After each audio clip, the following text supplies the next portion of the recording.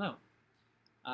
So, this is an exciting experiment for me because I watch the Are You Afraid of the Dark episodes with the malevolent supernatural force I live with, and we like to watch them in the dark with candles going because it's just a better ambiance for watching the movies. And the lighting clearly is not very good in here anyway. But we like to, and so for a while but I also have to take notes. And for a while I was using one of the candles, having it up here, but it's a precarious place to balance a candle while I'm taking notes. And so last night, for the first time, I took notes completely in the dark. Candles are set up so that we can see them, not so that they light so that we can read and write. Because that's the point. We want to be able to see them, and they're nice and pretty. So I'm going to I remember the episodes. I can talk about them without notes, but I'm going to see. This is my first time I'm looking at these notes in the light, and we'll see if I get them. So the episodes for today, the last two from season 2, the hatching, and uh, I clicked away from it. The tale of Old Man Corcoran. So the hatching. Both of these have the common thread of, I guess most of these stories have a common thread of kids in a new situation for the first time. In The Hatching, they're at a new school. It's a boarding school, Blackwood or something. I didn't even write that down. And then the other one, Old Man Corcoran, they are in a new neighborhood. So the first one is a David story. He had to change schools, and this is his last story because the next episode is his last episode. He had to change schools, and so he was unhappy about it. He moved to a different part of town, so they set up that he moved, but maybe they didn't know that the character wasn't coming back because they didn't have him move out of town. They had to move within the town. He just had to change school districts. But he made a story about it because that's what these kids do. They make stories. That's what you should do. That's what groups like the Midnight Society are for. You get together, you tell stories. It's kind of like in the Decameron. You get together, you tell stories to make you feel better about the situation that you're in. Augie and Jasmine are the kids, and they are starting at a boarding school. And while they're on the tour, a character named Marie interrupts the tour because she has a nightmare. She starts screaming, and the guests in the school, maybe they're not touring, maybe they're just going around on their own, getting to know it, parents and kids. She's had a nightmare in the middle of the day, and they go to investigate. The strangest thing about this strange new school, there are a couple strange things. One is there's this strange dessert that the kids like. It looks like grits, or maybe oatmeal, and one of the kids says, it's not great, but it's not bad, and they always eat it. It's always the same dessert at every meal. And Jasmine and Augie. Augie's kind of smart and goes along with things. Jasmine's rebellious, adventurous, and she convinces Augie not to eat this strange dessert. And then there's also Two-Ply, this strange non-bell class sound that means go to different class that happens over the speakers around the school. It's not the traditional school bell. It's a strange buzzing. And also a couple of instances when Augie's electric watch, starts beeping, goes off in the office of the headmaster. The headmaster kind of freaks out and he puts his hands over his ears. He can't handle it. And then later on, we see him take away what would seem to be a Game Boy, but maybe like a not a Game Boy, maybe for reasons of copyright or whatever. Although they did have a Game Boy in a previous episode, I think.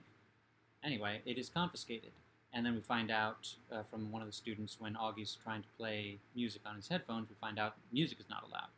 So there's a strange buzzing sound, and other sounds seem to be forbidden.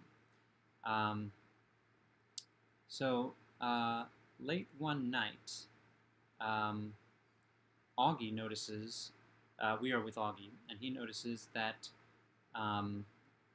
all the other boys in the boys' dormitory have gotten up, kind of making their way in a migratory fashion down the stairs, down various stairs, where he eventually runs into Jasmine, who's been going along with the girls, but we find out she's just trying to figure out what they're doing, and they go all the way down to the bowels of the school, and then some of the kids start working certain levers and machines, and other kids go down to where there's pools with these kind of bobbing eggs, and they are sprinkling something into the water. I don't know if we ever figure out what that is, but Jasmine and Augie follow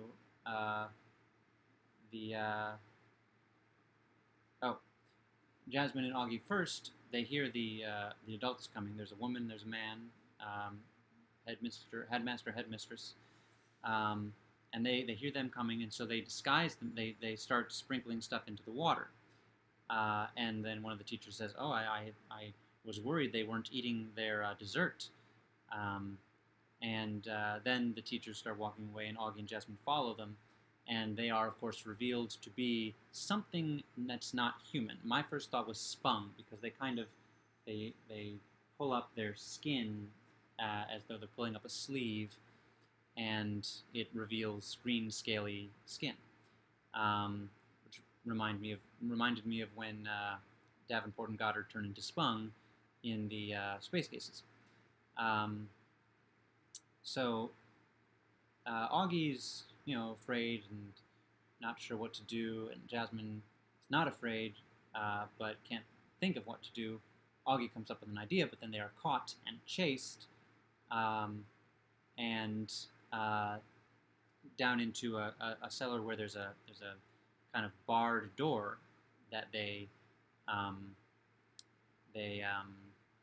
get stuck behind, and then this is where we get what's going on. The teachers explain they are part of an ancient, almost extinct race, and that they've been trying to resurrect their race and become the dominant species on the planet for decades, I think, or maybe even hundreds of years. And they have a even more reptilian master who we see very creepily.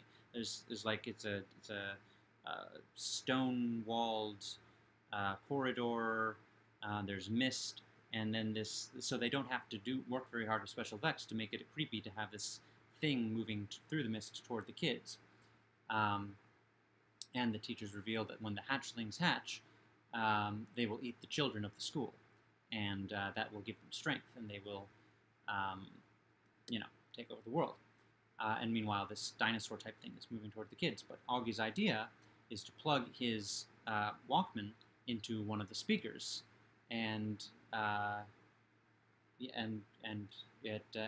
blast rock music. It's always rock music, and it literally blows up the minds of the adult teachers, all the eggs, and the dinosaur thing. And then Augie and Jasmine, they tell all the other kids, go back to bed. We'll explain everything in the morning. No more nightmares, Marie. And then, of course, we see one of the eggs didn't explode, and so I wrote down "Something has survived," which was the tagline of The Lost World of Jurassic Park. And this is the second video that I've made today where I have referenced that movie. I like it a lot. So that's the hatching. The next one, Old Man Corcoran. I'll just go right on. So in this one, at the beginning, the Midnight Society are playing hide and seek, which is it's interesting. It's just, again, I say this all the time, but the Midnight Society were not the kids who interested me when I was watching these as a kid. I was always get to the story, get to the monsters and the ghosts and the kids in those stories. But their dynamic is really neat, because playing hide and seek is one of the most kid things you can do, and these are ostensibly high schoolers, maybe middle schoolers at the youngest, but they're old enough that they sneak out into the woods and build a fire and tell ghost stories in the middle of the night, or maybe just after 9 or 10. But the fact that they're playing hide and seek was just cute. So this is a Kiki story. And the kids' names, the main kids, are Jack and Kenny. And they just moved to this neighborhood, and we see them playing with Super Soakers. And then we get this kind of almost threatening shot of a bunch of bikes coming. Like, it would be threatening, it would be deliberately threatening if they were motorcycles, like bikers, but they're kids on bikes, and they're going up to these new kids, and they invite them to play hide and seek. And Jack and Kenny are like, hide and seek is a kid's game. Then the kids say, not the way we play it. And the main kid is named Marshall, I think. Marshall McLean or something like that. And he says, we played in the cemetery, and at night. And then the Jack and Kenny say, oh, okay, that sounds interesting. So they get to the cemetery, and Jack and Kenny do. And then they're looking around. They have to climb over a fence to get in. They're looking around, and they find all the kids. And one kid, Sissy Vernon, and she says, just call me Vernon. She says she isn't so happy about new kids being in the group. And so she tells the scary story about Old Man Corcoran, the groundskeeper of the cemetery, who was apparently somewhat sinister in life and tripped and fell into a grave and got buried alive. But you can still sometimes see his ghost wandering around in the cemetery. So, yeah, that is the setup. And then, but before that, kind of Marshall meets Jack and Kenny and says,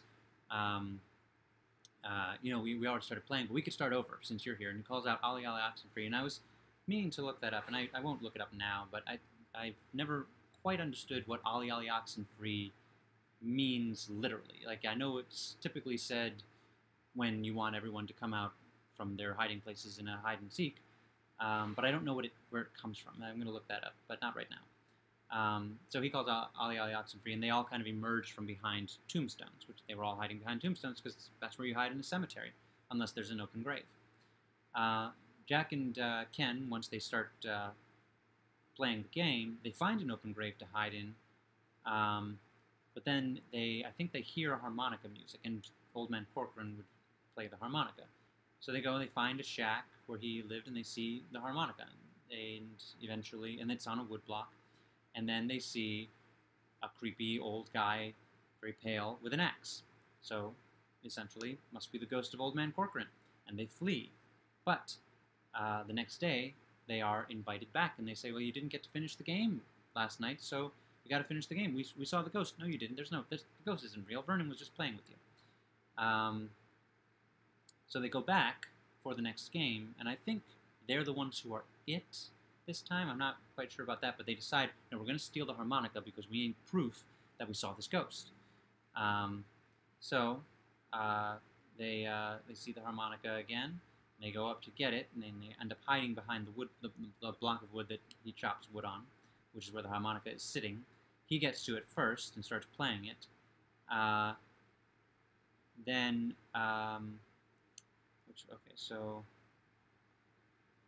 Ken, the younger brother, says, well, I'm going to go get the others because we need them for this thing. Meanwhile, Jack, the older brother, decides to break into the shack, which he assumes is abandoned because the guy's dead, and he gets a flashlight and he breaks in, and then he goes in, he finds the harmonica, he's got the harmonica, and then younger brother Kenny comes in and sees that he's got the harmonica. He said, I couldn't find anybody because they're hiding. It's hide and seek. And then there's this bit where Jack apparently thinks he's handed the flashlight to Kenny. He says, look at the harmonica. And the flashlight is just being held, so they're both in the light. The flashlight's being held so they can have the harmonica. And then Jack says, well, give me the harmonica back. And Kenny says, I don't have the harmonica. I mean, the flashlight. Give me the flashlight back. I don't have the flashlight. And of course, it's Old Man Corcoran holding the flashlight, turns it up, and he says, give me my harmonica. And that, if anything, is what clued me in that I've seen this one before. I'm pretty sure I remember that from being a kid, that moment, that line. They flee, and they end up falling into an open grave, and they decide to hide there. except that's where Vern is hiding, and Vern doesn't want them hiding in the same place she's hiding. So they get out of the grave, and then they find Marshall, who invites them into his grave. And let's see, and then before they, can do anything,